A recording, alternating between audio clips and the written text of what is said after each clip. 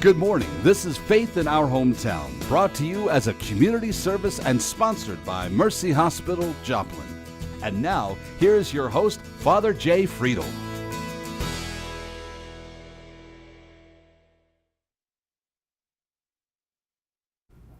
Good morning and welcome back to Faith in Our Hometown, our weekly discussion of issues surrounding faith in the greater Joplin area. This morning, my guest is going to be Joel James, who is the Director and the Vice President of Mission at Mercy Hospital. And of course, again, as many of you know, Mercy is our sponsor, so full disclosure here. But this morning, we're going to be talking a little bit about what makes a Catholic hospital Catholic. Because we've got great health institutions here in our area, but one of them really is under the moniker of being a Catholic hospital. We'd like to talk a little bit about that and how that affects healthcare, especially at Mercy. So we're going to be talking about that this morning with Joel and some of the other things that we do in terms of faith-based healthcare out at Mercy Joplin. But we are going to take a break for a moment for our first Mercy Minute of our show this evening, or this morning, and we'll be right back after this Mercy Minute.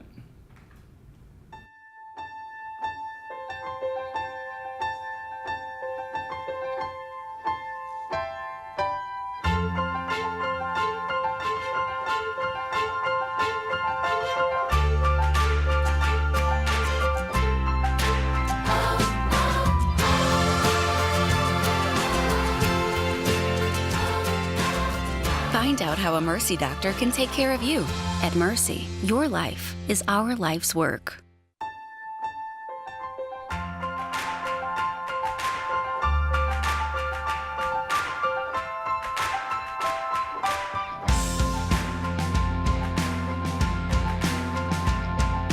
Quality, safety, and an exceptional patient experience. Mercy is grateful to be recognized as one of the top 15 health systems in the United States. At Mercy, your life is our life's work. Well, welcome back. Thanks for joining us this morning. As I mentioned before the break, our guest this morning is Joel James, who's the Vice President at Mercy Hospital, and he's in charge of what we call mission, which is one of his jobs to make sure that the hospital, from a Catholic point of view, stays Catholic. So, Joel, we got some great hospitals here in our area, not just Mercy, but also Freeman does a great job. But what makes Mercy unique from a faith-based perspective? How is Mercy Catholic? That's a great question, and then we could go on for days, I know. Well, we only got a half an hour. It's funny, when we talk about that, it's easy to get deeply philosophical, but one of the funnest things that we hear when we get someone comment back to us about what they see at Mercy as making us different is that they see us praying. We think that's a really simple thing for us, but we always have our 9 o'clock, 6 o'clock prayer, and for people who visit us, they'll see people just stop what they're doing and break for a prayer. It's fun to hear that that's one of the things people see as a visible sign of difference. But really, there's a lot of fundamentals that go into what started the ministry of what we now call Mercy Hospital.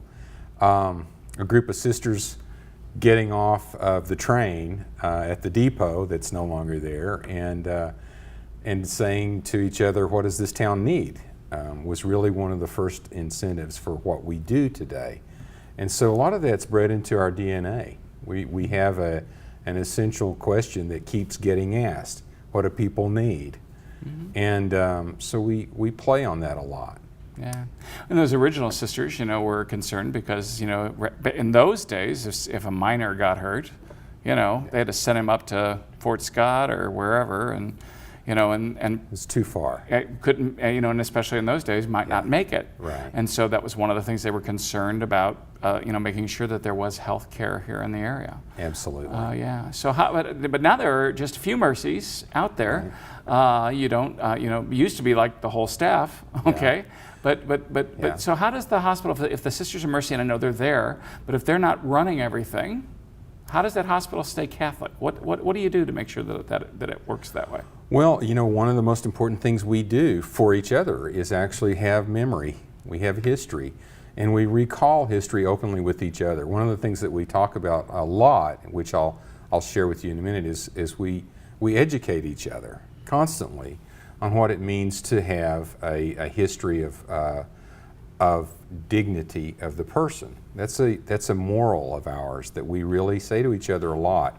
It's not only about taking care of other people in terms of taking care of patients, it's about providing a place to be as a people of mercy who want to have an engagement, a community of healing based on the healing ministry of Jesus. Yeah, and it's interesting because, I mean, obviously you're not just running a hospital and taking care of people, because you're doing all those things too, the same way that you'd have to, because you could be a great faith-based organization but do a lousy job with healthcare. Yeah. I'm grateful that you don't, I'm grateful that you do a good job with healthcare and all those things too, but there's always that other lens with which we're trying to see life at a place like Mercy. Right. And that's a great point, Father. When we have time that we realize we are set into a context of healing with other great healing institutions here in Joplin, we're looking at our ministry only as being what we're doing for the people who come into our building. We're trying to have relationship and see a personal opportunity. One of the things you see a lot in faith-based healthcare environments is what they call holistic healing environments, which is body, mind, and spirit. This is a conversation that encompasses the idea that we believe you can have an unhealthy mind and it will impact your body. Or you can have an unhealthy spirit and it will impact your mind. To have a commitment to a robust spiritual environment is something that we're very careful about and intentional about. So how do you do that, Well, when you get a new employee walks in the door and you say, okay, now you're going to be working at Mercy. Yeah. And what does that mean, from that vantage point? There are a lot of things that we do. One of the most important things we do is training and development. And we call that a strange word to some people. We call it formation. Formation is really from day one, we start talking about why each life is an important life. And what we require from each other is the acknowledgement that the value of life is premier in healing. So we engage a lot of different levels of this formation, all the way up to the executives, which we believe is really important for the leadership of the culture. Our executives at Mercy do retreats together. We talk about what the real meaning of our operational, intense world is really about.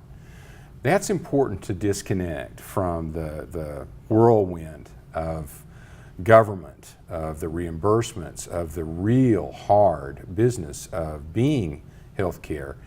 If the leaders don't disconnect from that every once in a while and step back and say, I'm here because I need to show hope and a face of God to the people in this community, then we lose our reason a little bit. But we stay inside of that on a regular basis. It's very real and present. We do it weekly, monthly, daily. We meet in prayer as executives, and we train each other's minds together. Okay, so that's how you do that for the leadership. Right. What about for custodial staff? What about nursing staff? All those different groups. And every group has, one of the things that you must know about hospitals is we do meetings. Yes. Meetings just all the time. And meetings are always a place where people gather. And when we gather, we begin in prayer. Okay, these are from, when you describe the nurse meetings, the what we call environmental services people. Everyone that is a department or group has a touch point for engaging in that commitment to a common cause. Not everyone that works at Mercy is Catholic. Right, we know that. Yeah. Not everyone that works at Mercy is a Christian. Many of our physicians come from other countries. What we do have a commitment to, though, is a perspective and appreciation for the dignity of the person and the common good of our community. And we gather around that with true spirituality, even though it doesn't always flow precisely through the Catholic lens. It is always precisely dedicated to that ministry that we're dedicated through the history of the sisters. Yeah. Well, and again, I would even reframe it a little bit to say it comes through a Catholic lens, but everybody can take that lens and still see through it in their own way. There you go. Because let's face it. I mean, you've got a staff member who is a Christian of a different kind. They can still work there. There's no problem with that. Absolutely. Nothing's going to come into conflict. But if we're going to manage it from a Catholic viewpoint, then we got to make sure that everybody's working there still is willing to buy into that. Even the non-Christians. I mean, you got a lot of non-Christians that work there. Folks who don't have any religious belief. The nuns, not as in the N-U-N-S, but as the N-O-N-E-S. Oh, yeah. What about people who even actually are atheists? They can all work there as long as they're willing, I guess, to take on that understanding that we're doing healthcare under a Catholic perspective. Truly. Yeah. It's an interesting walk to be inside of a moral commitment that is so ecumenical, broad-based in its perspective. We do, however, find it pretty easy to find touch points where people are committed in a common way to, it's easy for me to ask anyone, you like having your dignity? And you know the answer, everyone wants dignity. Sure. And yet, when we focus on that together, it becomes a culture. And that culture is dependable, is trustworthy, and we can develop things out of that. So we grow the moral foundations first. Yeah. Have you had any, I'm just, not without getting specific, obviously, but I mean, have you had folks that, do you find that folks that don't want to embrace that eventually just kind of move on from the culture? Yeah, there have obviously in the past been, a group of 3 people or more, right? You can have something that you don't agree about. Humanity prevails. We have an interesting approach to that. We've instituted what we call hiring for fit. Okay. Hiring for fit is a really careful thing too. We want very much to make sure that the people that come to Mercy don't feel like you just described. Right. So when we're hiring them, we intentionally ask them the kinds of questions in advance that say, how do you think about teams? How do you think about other people? How do you think about yourself in team? These are the kind of questions we engage in. We do spend quite a lot of money especially in leadership, vetting and trying to find people that will actually prosper inside of Mercy. Not so much only that Mercy will prosper because we had them join us, but that they will in turn be blessed by working at Mercy. Yeah, so that's a big deal for us. So you don't ask questions like, are you Catholic and will you do these things? No. Because that's not what, and again, I wouldn't expect that you would. No. But again, trying to make sure that the right people who will think with the right spirit are going to respond to that. Right. That's pretty good. We actually, it's not giving away any secrets. we look for what we call other-centeredness, a sense of the individual that longs to be worthwhile in other people's lives. That comes out in a lot of different dialogue when we're looking at how we partner with people. Mm-hmm. And so that sense of other than me is very important for our culture. Yeah. Well, it sounds to me like it's very broad in one sense, but kind of specific underneath. But that specific is not really what necessarily has to touch everybody. But certainly, if we stay on the broad, then it's going to work that way. Yeah. We have been talking with Joel James, and we're going to be right back after a real quick break. So don't go away. Stay tuned. You're watching Faith in Our Hometown on KSN TV, brought to you as a community service and sponsored by Mercy Hospital, Joplin.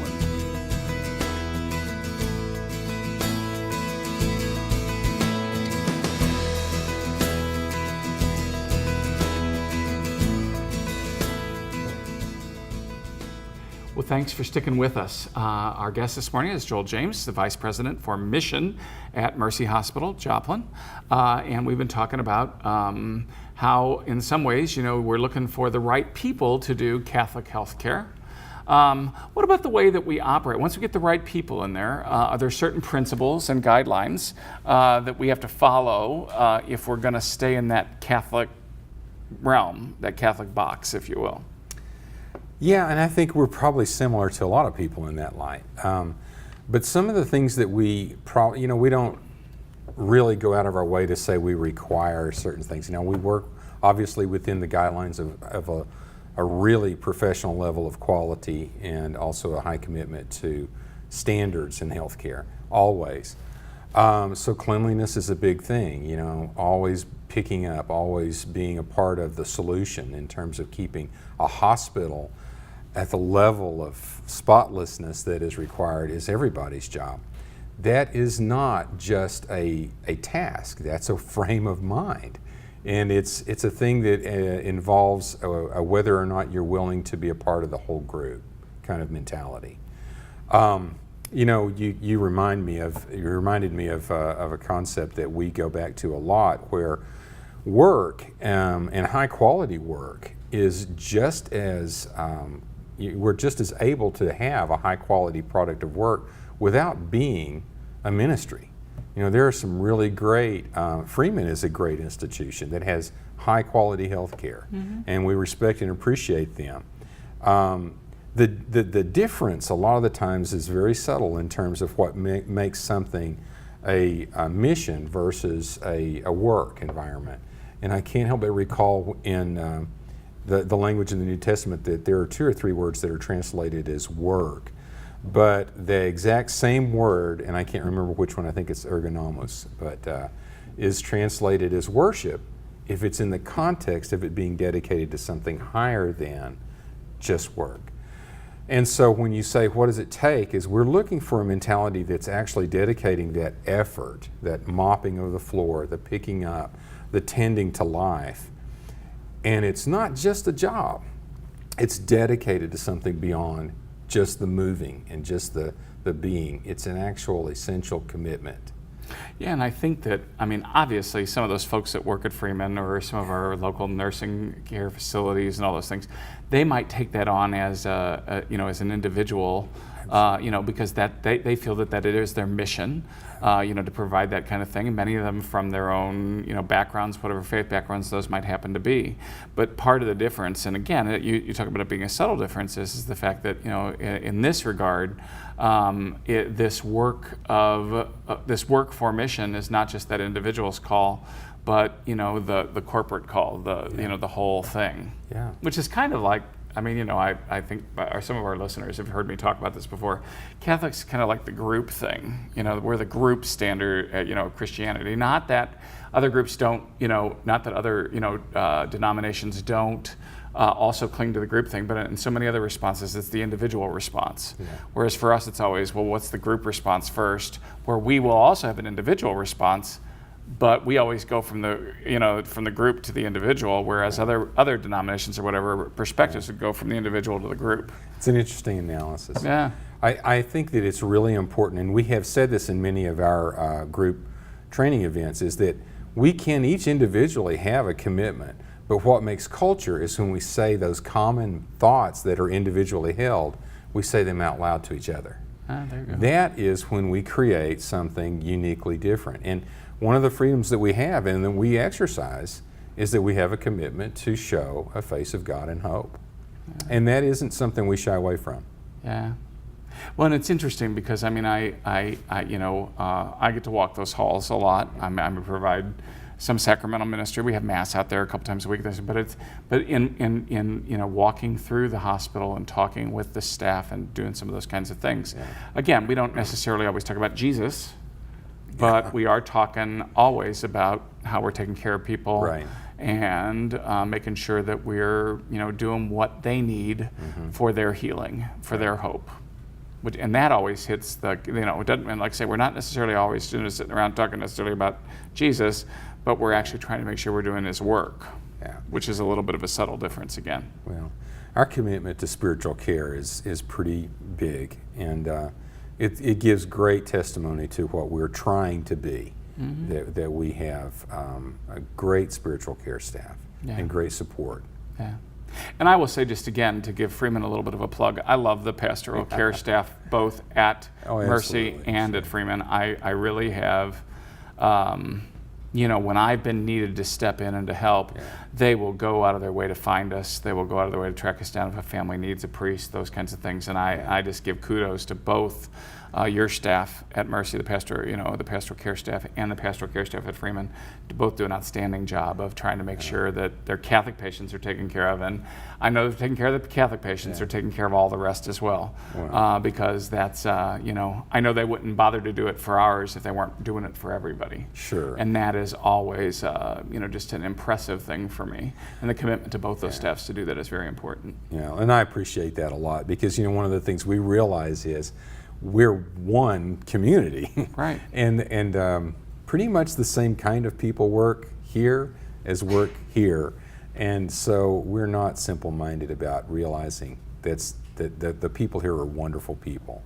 Yeah. What we do at Mercy is a strong intentional commitment to a spoken ministry. And in a lot of ways that is our biggest offering. We really pray that it's not that different. Yeah. It would be greater for everybody if it wasn't that different. Right. Yeah.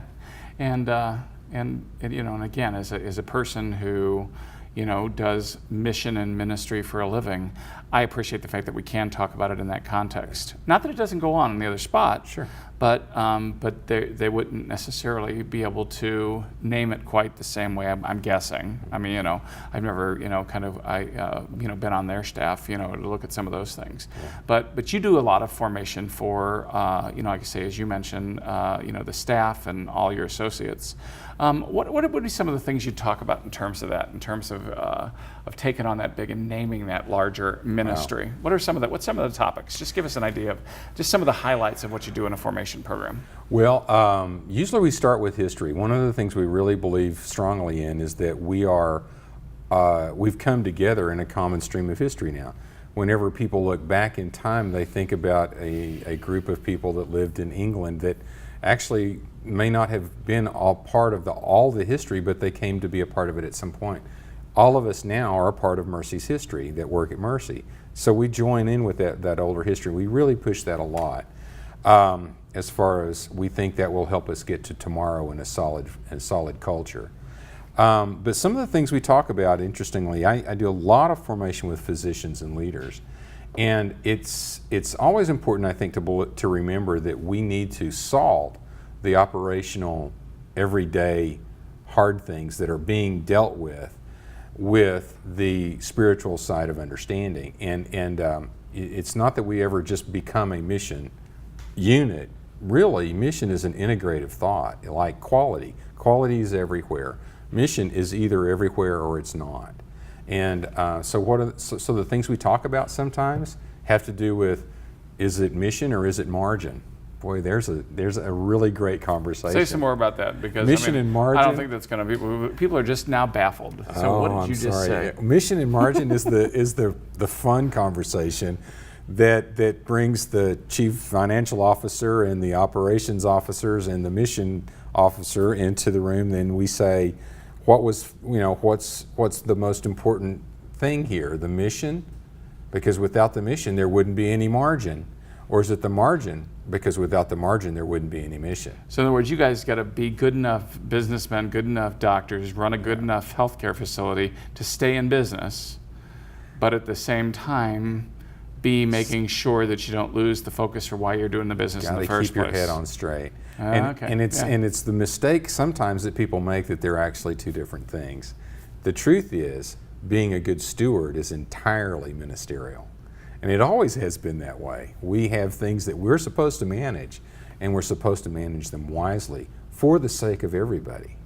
And that's one of the things we try to stay in the middle of. And the world press is pretty hard sometimes. Well, I'm sure. And I mean, and let's face it, you guys are, when it comes to the whirlwind, and even the whole conversations today about, what's going to happen with healthcare and, what kind of coverage are people going to have and what's that going to look like? And we don't know any of that stuff. Yeah. And you guys are going to be right in the middle of it, trying to figure out how we still maintain, quality of care and do it in the name of Jesus, and do it in a way that that everybody wins. Yeah. And and so, I mean, we may talk about things at a political level or what's going on in the country, but when it comes to actually how that's delivered, you and all other healthcare providers are going to be in that spot where you have to kind of like still manage it all and figure it out how everybody can get the medical care they need. Yeah. Which is kind of a scary situation.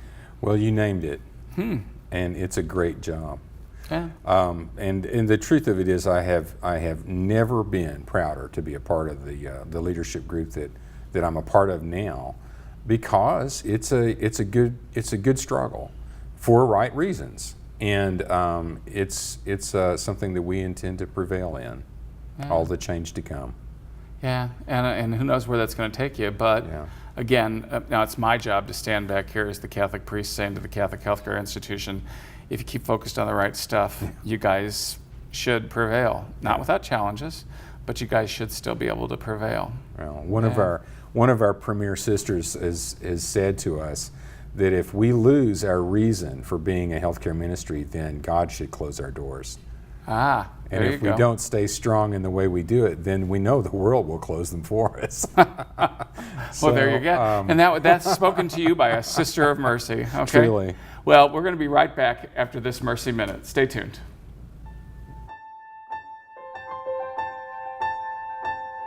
The different bariatric surgical options here at Mercy Joplin includes laparoscopic Roux-en-Y gastric bypass, laparoscopic sleeve gastrectomy, and laparoscopic lap band placement. In addition, we also offer revisional laparoscopic surgeries for those patients that have had previous bariatric procedures but have had failures.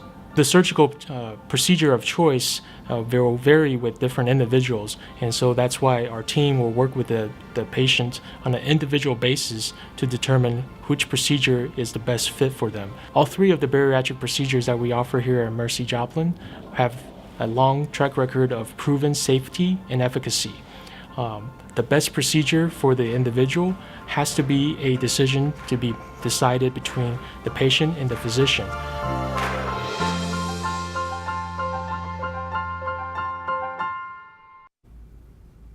Well, thanks for joining us this morning for Faith in Our Hometown. Our guest, once again, was Joel James, who is the Director and the Vice President of Mission for Mercy Joplin. Our conversation this morning has been one where we've been able to acknowledge that we're blessed here in our community with great hospitals. We're blessed in our community with some great people who provide wonderful medical care. Sometimes individuals approach that from an individual viewpoint where they feel like they're doing mission and they're doing work for Jesus or for whatever faith representation that background they come from. But other times we do that as an institution, such as Mercy Joplin, which is a Catholic hospital. So, full disclosure, I'm in on that. We still consider that our hospital, even though somebody else owns it. We still consider it our mission.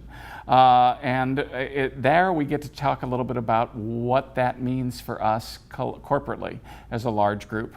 Thanks for joining us. Join us next week for Faith in Our Hometown.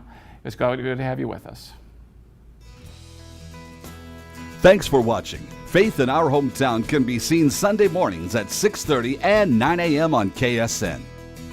Brought to you as a community service and sponsored by Mercy Hospital, Joplin.